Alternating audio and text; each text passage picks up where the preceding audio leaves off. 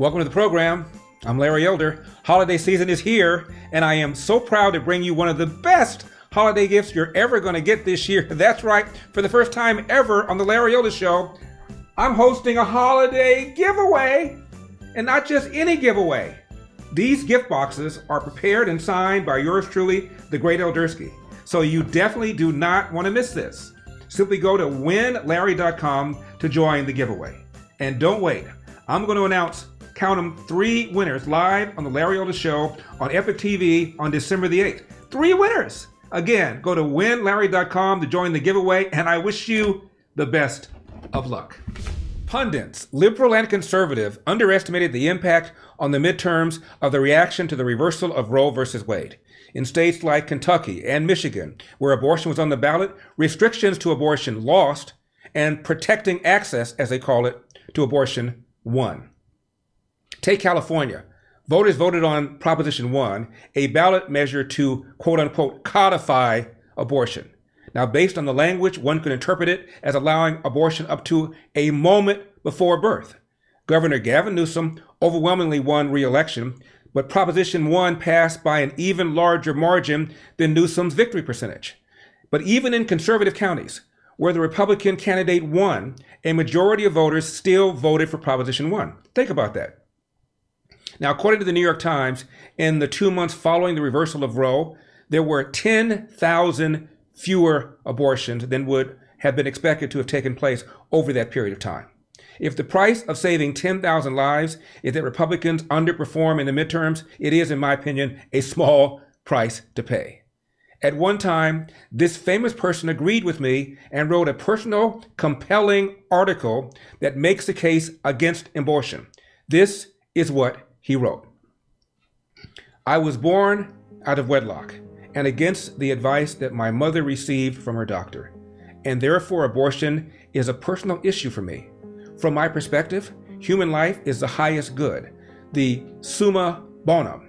Human life itself is the highest human good, and God is the supreme good because He is the giver of life. That is my philosophy. Everything I do proceeds from that religious and philosophical premise. Life is the highest good, and therefore you fight for life using means consistent with that end. Life is the highest human good, not on its own naturalistic merits, but because life is supernatural, a gift from God. Some argue, suppose the woman does not want to have the baby.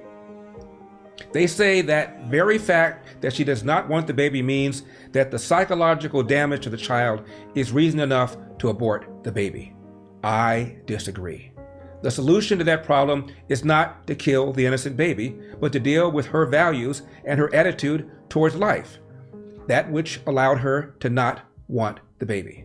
Deal with the attitude that would allow her to take away that which she cannot give. Some women argue that the man does not have the baby and will not be responsible for the baby after it is born, therefore it is all right to kill the baby. Again, the logic is off. The premise is that man is irresponsible. If that is the problem, then deal with making him responsible. Deal with what you are dealing with, not with the weak, innocent, and unprotected baby. End of quote. The author is Reverend Jesse Jackson. He wrote this in 1977. 7 years later, he ran for president as a pro-abortion Democrat. Question will be from Mr. Askew for Reverend Jackson. Reverend Jackson, I noticed in one of our last appearances you had indicated what I thought possibly was a different position that you might have taken in the past on abortion. I guess one of the reasons that I'm different on it is that I do favor a constitutional amendment to reverse Roe v. Wade in order to let Congress set a national standard.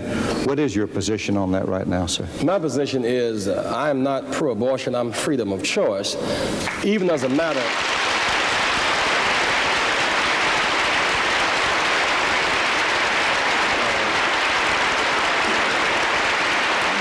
I remind the audience that you're using up Jesse Jackson's time. even theologically, God gives us choice. We must live with the consequences of that choice, whether we go to heaven or hell, but at least we are not robots. We're people, we have choice. Within the law, we have the choice. I would never encourage abortion. I do not embrace it. I put more focus on sex education before the fact and self-discipline before the fact, that people might be responsible and disciplined and matured and make decisions the day before so they will not make decisions the day after. The fact is, it is one's choice, and it is also one's consequences that must be lived with. That is, it's for me, it's a matter of fear and trembling was the position I take, and I stand with that position. Thank you. In his 1977 article, he even attacked the premise that abortion was okay based upon the right to privacy. I got a simple question. What changed, Reverend? What changed? And that's the elder statement. I'll be right back.